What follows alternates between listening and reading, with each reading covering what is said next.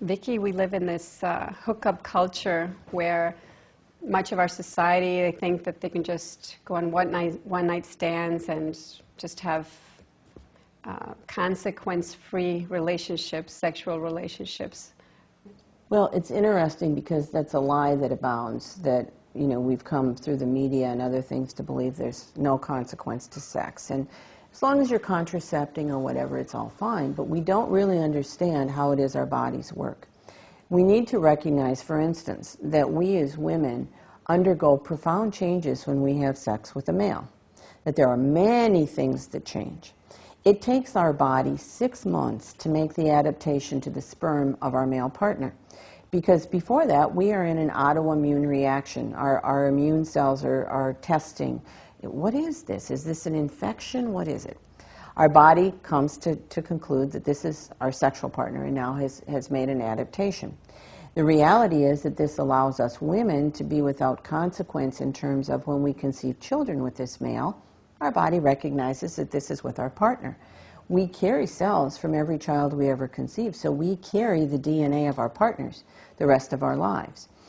It's an interesting question. If I've had multiple partners and perhaps conceptions with multiple partners, that what might that mean to my body in terms of the immune system?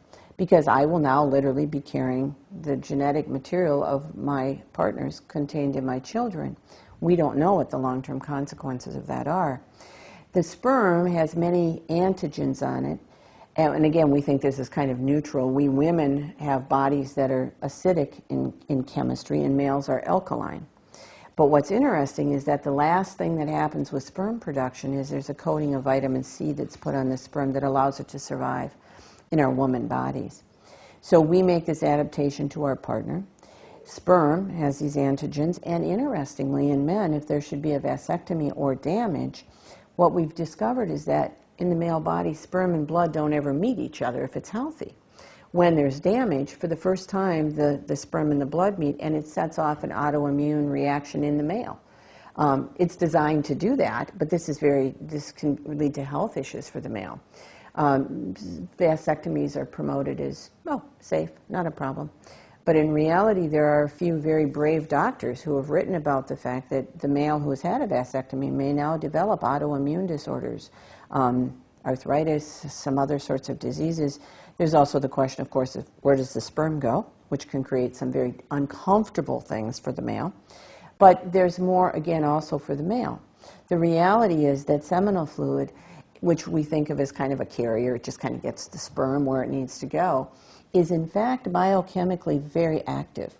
There are more than 30 different compounds that are contained in the seminal fluid. Different kinds of sugars, things like zinc, which would enhance our, as women, autoimmune system so that we might not contract diseases from pathogens that would be present in intercourse. All these different kinds of substances. There are also many, many hormones that are there. Luteinizing hormone, we think that's a woman hormone. Follicle stimulating hormone, that's a woman hormone. 13 kinds of prostaglandins. Some other things like dopamine are there. Why? Because we women absorb that material, and we're changed forever. Every time we have intercourse with someone, if we absorb any of that seminal fluid, it's in our system for at least 15 hours. We're changed in a very real and concrete way by this sexual intimacy that's there. Furthermore, the brain chemistry in both men and women is triggered with sexual intimacy. And we believe that because I say this is just a sexual encounter for pleasure, I'm not going to be changed, that it works. Our brain never gets the message that this has no consequence. The assumption on the part of our body is that sexual intimacy always has consequences, always has meaning. And as soon as we have this intimacy with this person, we trigger brain chemistry. We trigger, for instance, oxytocin, which is a bonding hormone both in men and women. There are other feedback systems there that make the brain feel good. Men, in particular, get vasopressin. This is a male hormone. We women have a little, but it's predominantly male. And when we have sexual intimacy with someone, what happens to the male is this hormone now makes him have a preference for this female that he just had sex with. Hooking up, the sense that it doesn't matter, is physiologically an impossibility. We know that in men, it takes 72 days to produce sperm, and that at each point there's a change in the sperm. It's changed in some way. But what we don't realize is that the sperm has to be changed in the woman's body to have the capacity to enter the egg. There's a phenomenon when the sperm enters that's called capacitation and adaptation.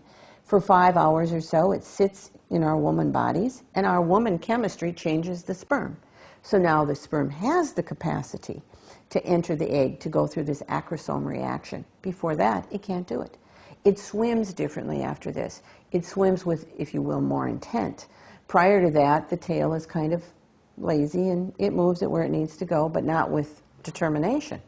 After being changed by the female body, the tail is this whiplash kind of thing. It's very direct. It's very effective in moving the sperm forward to meet the ovum. This is incredible when you think about it. There is an author in Britain who has written about the fact that supposedly there are 3 types of male sperm. The first is called the egg getter, the second is called the blocker, and the third is called the killer. I think maybe he was a rugby fan or something, because they're not really highly technical terms, but if you look at pictures of sperm, you can see 2 of these for certain. You can see that the egg getters are what we expect. They're very sleek, a pointed head and a tail, but the blockers are misshapen. They're kind of boxy, or they don't look like this very sleek sperm. The intent of the blockers is that they will fill in the crypts in the cervix. There are little compartments there, so that the egg getters can move through without getting stuck. Of the millions of sperm that come into our bodies, there's maybe only 20 or 40 that really get to the point of the egg. So there's this protective factor there. We want to get the egg getters where they need to go. The role of the killers has to do only when women have had multiple partners in a short period of time. These are very poisonous little sperm, and their intent is to kill the sperm of the other male. So effectively, there is a sperm war that goes on in the woman's body when there have been multiple partners.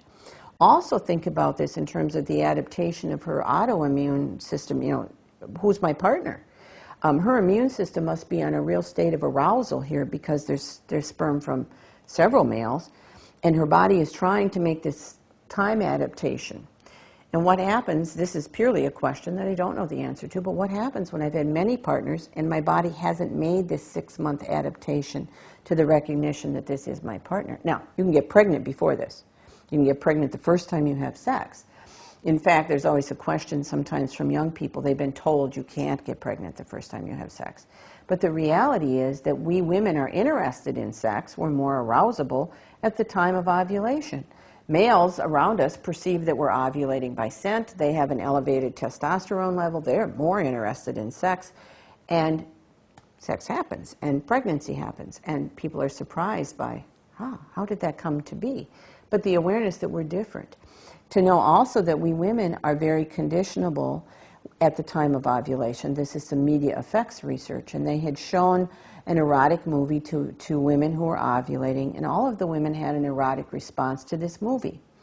They showed the same movie to women at other phases. We have different stages of our cycle. We have the follicular stage, when the little follicles on our ovaries are developing. We have the ovulation stage, when one of the follicles breaks loose and the ovum is released in our body.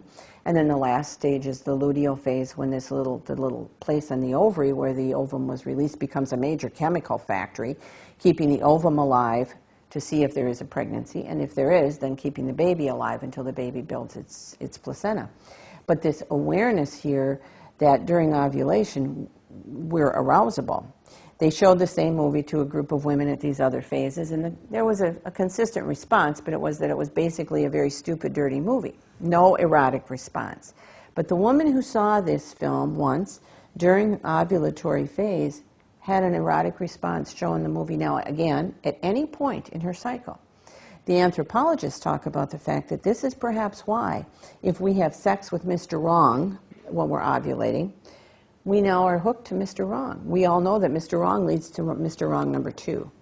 So this awareness of how this give and take, this dance, if you will, between men and women is so important, and it's so critical that we as women and men understand there's a lot more going on in our bodies than we've ever been told, so that we can, A, make really good choices about this. Do I want my body to be changed by this male? If I'm going to have sex with him, I am going to be changed by him. And we don't even know what some of the long-term consequences of this are, but we know that she's absorbing the material. And, you know, how do I want to live my life? How do I want to be changed by my partner? What consequences might there be if I make these choices where I have, you know, repetitive sexual partners? We don't know what some of these long-term consequences are. We do know, for instance, that the woman who has multiple partners in a short period of time may develop an infection that's called bacterial vaginosis, which is a very serious infection. And what happens is that the chemistry of her genital area has been changed, and now the bacteria that can grow there are what are called anaerobic bacteria. Those are always serious infections. Again, what we think is simple, what we think is without consequence, in fact has serious long-term consequences. And, you know, the more I learn about this, the more I'm in awe that nature, God, has built us in this way to be complementary to each other, that we truly are changed by our partner and really become one in terms of this. Thank you, Vicki.